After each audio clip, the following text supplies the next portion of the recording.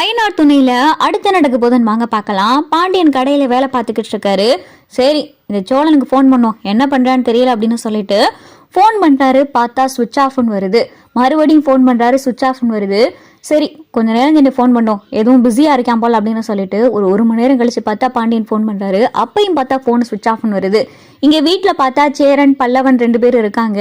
அண்ணே அண்ணன்கிட்ட பேசுவோமா அப்படின்னு சொல்லிட்டு பல்லவன் சொல்லல. யார்ட்டடா? சோழன் கிட்டே அப்படின்னு சொல்லி சேரன் கேட்கவும், ஆமாண்ணே ஃபோன் பண்ணவா அப்படின்னு சொல்லி பல்லவன் சொன்னதும், பண்ணுடா, நானும் பேசி ஒரு நாள் ஆக போகுது அப்படின்னு சொல்லிட்டு சேரன் சொல்லவும், பல்லவன் பார்த்தா சோழனுக்கு ஃபோன் பண்றாரு. ஃபோனு சுவிட்ச் ஆஃப்னு வருது.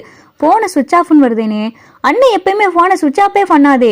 எங்கே வேலைக்கு போனாலும் சரி, எவ்வளவு லாங் டிரைவராக இருந்தாலும் சரி, ஆனால் ஃபோனை சுவிட்ச் ஆஃபே பண்ணாதே. இப்போ என்ன சுவிட்ச் ஆஃப்னு வருது? அவங்க மாமனார் வீட்டுக்கு போயிருக்கேன்லடா, ஏதாவது முக்கியமான வேலையாக இருந்திருக்கும், அதனால கூட ஃபோனை சுவிட்ச் ஆஃப் பண்ணியிருப்பேன் அப்படின்னு சொல்லி சேரன் சொல்லவும், வீட்டுக்கு பார்த்தா அப்போ தான் பாண்டியன் வராரு. டேய், நீ சோழன்ட்ட எதுவும் பேசுனே அப்படின்னு சொல்லி பாண்டியன் கேட்கவும், இல்லைண்ணே இப்போதான் ஃபோன் பண்ணி சுவிட்ச் ஆஃப்னு வருது அப்படின்னு சொல்லி பல்லவன் சொல்லையில.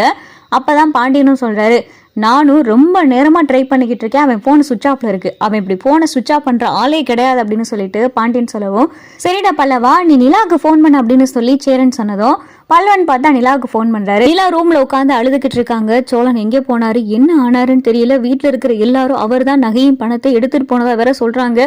எங்கே போனீங்க சோழன் அப்படின்னு சொல்லி சோழன் நினைச்சு பார்த்தா நிலா அழுதுகிட்டு இருக்காங்க. அப்பதான் பல்லவன் கிட்ட இருந்து ஃபோன் வருது. பல்லவன் ஃபோன் வந்ததும் நிலா அட்டன் பண்ணி பேசுறாங்க. ஹலோ அண்ணி, நான் பல்லவன் பேசுறேன், நல்லா இருக்கீங்களா அப்படின்னு சொல்லி பல்லவன் சொல்லல. இருக்கேன் பல்லவா அப்படின்னு சொல்லி நிலா சொல்லவும், எங்க அண்ணி, அண்ணன் எங்க? அண்ணனுடைய ஃபோனுக்கு நாங்க எல்லாரும் ஃபோன் பண்ணி பார்த்தோம், சுவிட்ச் ஆஃப்னு வருது, அண்ணன் உங்க கூட இருக்கு, போனை கொடுங்க அப்படின்னு சொல்லி பல்லவன் சொல்லல. இல்லடா பல்லவா, அது அப்படின்னு சொல்லிட்டு நிலாவுடைய குரலை பார்த்தா ரொம்ப ஒரு மாதிரி வருத்தமா இருக்கு. என்ன நீ, என்னாச்சு, உங்களுடைய குரலே ஒரு மாதிரியா இருக்கு அப்படின்னு சொல்லி பல்லவன் கேட்டதும், பல்லவா நீ சேரன் அண்ணாட்ட ஃபோனை கூட அப்படின்னு சொல்லி நிலா சொல்லவும், அண்ணே அண்ணி பேசணுமா அப்படின்னு சொல்லிட்டு இங்கே பல்லவன் பார்த்தா சேரன்கிட்ட ஃபோனை கொடுக்குறாரு. என்னப்பா நிலா, நல்லா இருக்கே அப்படின்னு சொல்லி சேரன் கேட்கவும், நல்லா இருக்கேண்ணா, உங்ககிட்ட ஒரு முக்கியமான விஷயம் பேசணும் அப்படின்னு சொல்லி நிலா சொல்லவும், என்னப்பா நிலா, என்ன ஆச்சு, ஒரு மாதிரியா பேசுற அப்படின்னு சொல்லி சேரன் கேட்குறாரு. இல்லைண்ணா, இன்னைக்கு அப்பாவுடைய ஒரு பார்ட்னர்கிட்ட நகையும் பணமும் கொடுக்குற மாதிரி ஒரு விஷயம் இருந்துச்சு. 20 லட்ச ரூபா பணம், 30 சவரன் நகை. இதை தாசு தான் போய் கொடுக்கணும். ஆனா தாசன் எனக்கு காலில் அடிபட்டிருக்கு அப்படின்றதுனால யார் வீட்டில் இருக்கிற முக்கியமானவங்க தான் போய் கொடுக்கணும் அப்படின்ற மாதிரி இருந்துச்சு.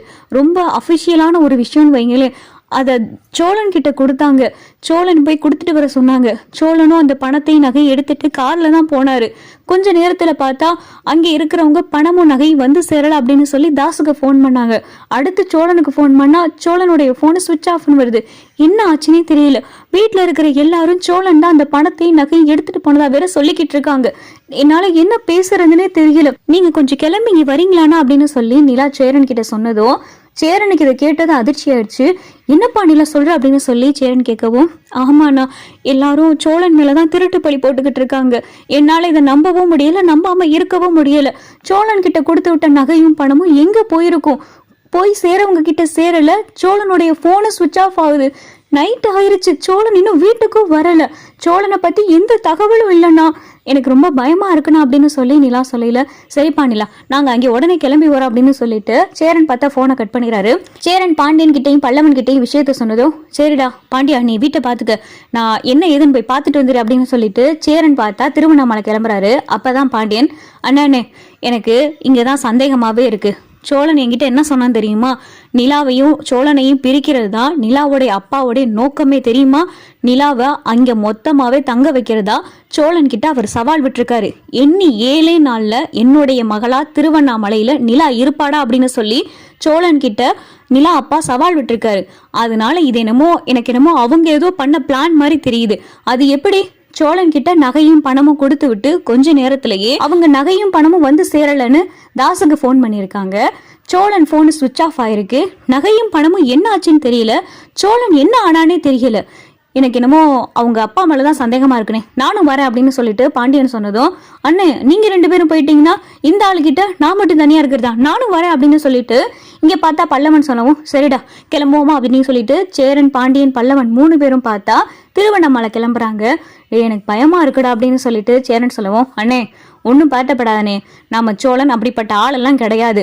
அந்த நகையும் பணத்தையும் திருடிட்டு போறவனே கிடையாது. எனக்கு என்னமோ அவங்க அப்பா தான் எல்லாத்தையும் பண்றாரு போல அப்படின்னு சொல்லி பாண்டியன் சொல்லிக்கிட்டு இருக்காரு. சரிண்ணே, அவங்களுக்கு ஃபோன் பண்ணி சோழன் எந்த இடத்துக்கு அந்த பணத்தையும் நகையும் கொடுக்க போனேன் அப்படின்னு சொல்லி கேளு அப்படின்னு சொல்லிட்டு சேரன் கிட்ட சொன்னதும் இங்க சேரன் பார்த்தா நிலாவுக்கு ஃபோன் பண்றாரு. ஏப்பா நிலா, சோழன் எங்கே பணத்தையும் நகையும் கொடுக்க போனா அந்த இடம் உனக்கு தெரியுமா அப்படின்னு சொல்லிட்டு சேரன் கேட்டதும் தெரியுனே, திருவண்ணாமலையில இருந்து 20 கிலோமீட்டர் தூரத்துல தான் அந்த ஒரு பில்டிங் இருக்கு, அந்த பில்டிங்ல தான் சோழன் நகையும் பணத்தையும் கொடுக்க போனார் அப்படின்னு சொல்லி நிலா சொல்லிடுறாங்க. திருவண்ணாமலையிலேருந்து 20 கிலோமீட்டர் தூரம் தானே, நம்ம திருவண்ணாமலைக்கு போயிட்டு சோழன் நம்ம கண்டுபிடிச்சிட்டு தான் அந்த வீட்டுக்குள்ளேயே நம்ம போகிறோம் அப்படின்னு சொல்லி பாண்டியன் சொன்னதும் இங்கே காரில் பார்த்தா பாண்டியன், பல்லவன், சேரன் 3 பேரும் போய்கிட்டு இருக்காங்க. திருவண்ணாமலைக்கு பார்த்தா பாண்டியனும் வந்துடுறாங்க. வந்துட்டு இங்கேருந்து 20 கிலோமீட்டர் தூரம் தானே, சரி போகிற வழியிலலாம் பார்ப்போம், இங்கே அவங்க அப்பாவுடைய கார் எதுவும் நிற்கிதான்னு, அண்ணே நீ இந்த பக்கம் பாரு, பல்லவா நீ அந்த பக்கம் பார்த்துக்கிட்டே வா அப்படின்னு சொல்லிட்டு பாண்டியன் சொல்கிறாரு. பாண்டியன் பார்த்தா காரை ஓட்டிட்டு வந்துக்கிட்டே இருக்காரு. ஒரு இடத்துல பார்த்தா இங்கே மனோகரோடைய கார் மட்டும் நிற்கிது. அண்ணே அண்ணே அங்கே ஒரு கார் நிற்கிது பாரு அப்படின்னு சொல்லி பல்லவன் சொன்னதும் பாண்டியன் பார்த்தா அங்கே காரை நிப்பாட்டுறாரு. கீழே இறங்கி சேரன், பாண்டியன், பல்லவன் 3 பேரும் காரை பார்க்குறாங்க. டேய் இது நிலா அப்பா கார் தான் உனக்கு தெரியுமா அப்படின்னு சொல்லிட்டு சேரன் பாண்டியன்ட்ட கேட்கவும், அண்ணே எனக்கு நல்லாவே தெரியும்ண்ணே, நான் ஒரு மெக்கானிக், எனக்கு ஒரு தடவை காரை பார்த்தாலே இது யார் கார் என்ன காருன்னு தெரியாதா, அந்த ஆள் அன்னைக்கு தான் நம்ம வீட்டுக்கு வந்திருந்தாரு, நைட்டு ஃபுல்லாக அந்த கார் நம்ம வீட்டு வாசலில் தான் நின்றுச்சு, இது நிலாவோடைய அப்பா கார் தான் அப்படின்னு சொல்லி பாண்டியனும் சொல்லிடுறாரு. அண்ணே அங்கே பாரு நம்ம அண்ணனுடைய செருப்பு மாதிரி இருக்கு அப்படின்னு சொல்லிட்டு பல்லவன் சொன்னதும் அங்கனுக்குள்ள பார்த்தா சோழனுடைய செருப்பும் கிடக்கு. டேய் என்னடா சோழனுடைய செருப்பு இங்கே கிடக்கு, எனக்கு பயமா இருக்குடா பாண்டியா அப்படின்னு சொல்லி சேரன் சொன்னதோ, அண்ணே இரு இப்பதான் போலீஸ்க்கு ஃபோனே பண்ணணும், சோழனுடைய செருப்பு இங்கே கிடக்கு, அவன் ஓட்டிட்டு வந்த வண்டி இங்கே நிற்கிது, சோழனையும் காணா, அவங்க சொன்ன மாதிரி நகையும் பணமும் காணா, சரி அண்ணே நீ இப்போ போலீஸ் ஸ்டேஷனுக்கு ஃபோன் பண்ண அப்படின்னு சொல்லிட்டு இங்கே பார்த்தா பாண்டியன் சொல்லவும் சேரன் பார்த்தா போலீஸ்க்கு ஃபோன் பண்ணுறாரு. போலீஸ்க்கு ஃபோன் பண்ணி, சார் இந்த மாதிரி நாங்கள் ஒரு இடத்துல நிற்கிறோம், எங்கள் கூட வந்தவர் நகையும் பணமும் கொண்டுட்டு வந்தார், அவருடைய கார் இங்கே நிற்கிது, அவருடைய செருப்பு இங்கே கிடக்கு, அவரையும் நகையும் பணத்தையும் காணா சார், அவரை யாரும் கடத்திட்டாங்களா என்ன எதுவும் தெரியல சார், கொஞ்சம் இந்த இடத்துக்கு வரீங்களா அப்படின்னு சொல்லிட்டு சேரன் ஃபோன் பண்ணி சொன்னதும் அந்த இடத்துக்கு பார்த்தா போலீஸ் வராங்க. யோ என்னையாச்சு என்ன அப்படின்னு சொல்லிட்டு போலீஸ் வந்து கேட்கவும் நடந்த விவரம் எல்லாத்தையும் பார்த்தா சேரன் சொல்லவும், சரியா அந்த ஆளோடைய ஃபோன் நம்பரை கொடுங்க அப்படின்னு சொல்லிட்டு போலீஸ் சொன்னது. சோழனுடைய ஃபோன் நம்பரை பார்த்தா சேரன் சொல்றாரு. அந்த ஃபோன் நம்பரை பார்த்தா ட்ரேஸ் பண்றாங்க. ட்ரேஸ் பண்ணையில கடைசியா அந்த ஃபோன் சுவிச் ஆஃப் ஆயிருக்க இடம் பார்த்தா அங்கேருந்து கொஞ்சம் தூரத்துல தான் அந்த ஃபோன் சுவிச் ஆஃப் ஆயிருக்கு. அந்த இடத்த ட்ரேஸ் பண்ணி போறாங்க. அங்கே போய் பார்த்தா ஒரு 4-5 தடி ஆட்கள் பார்த்தா அதுக்கு சோழன் ஒரு இடத்துல மயங்கி கிடக்காரு. எல்லாரும் உட்காந்து பேசிக்கிட்டு இருக்காங்க. அங்கே போய் சேரன், பாண்டியன், பல்லவன், போலீஸ் எல்லாரும் போறாங்க. அங்கே போலீஸை பார்த்ததுமே தடி பயல்களை பார்த்தா எல்லாரும் ஓட ஆரம்பிச்சிடானுங்க. ஏய் பிடிங்க அவனை பிடிங்க அப்படின்னு சொல்லிட்டு எல்லாரும் சொன்னதும் சேரன், பாண்டியன், பல்லவன் 3 பேர் ஓடி அந்த தடி பயல்களாம் பிடிக்கிறாங்க. இங்கே பார்த்தா சோழன் மயங்கி கிடக்காரு. டே சோழா என்ன ஆச்சுடா சோழா அப்படின்னு சொல்லிட்டு சேரன் பார்த்தா சோழனை பார்க்குறாரு. அண்ணே நீ என்னென்ன இங்கே அப்படின்னு சொல்லிட்டு சோழன் கேட்டதும், என்னடா சோழா நீ எப்படி இங்கே வந்த அப்படின்னு சொல்லிட்டு இங்கே சேரன் கேட்டதும், ஒரு 4-5 ரவுடி பயல்களே என்னை கடத்திட்டு வந்துட்டானுங்க, நான் நகையும் பணமும் கொண்டு வந்துகிட்டு இருந்தேன், என்கிட்ட இருந்த நகையும் பணத்தையும் வேற பிடிங்கிட்டானுங்க அப்படின்னு சொல்லி சோழன் சொன்னீங்கள. அப்பதான் போலீஸ் அந்த ரவுடியை கிட்டலாம் விசாரிச்சுக்கிட்டு இருக்காங்க.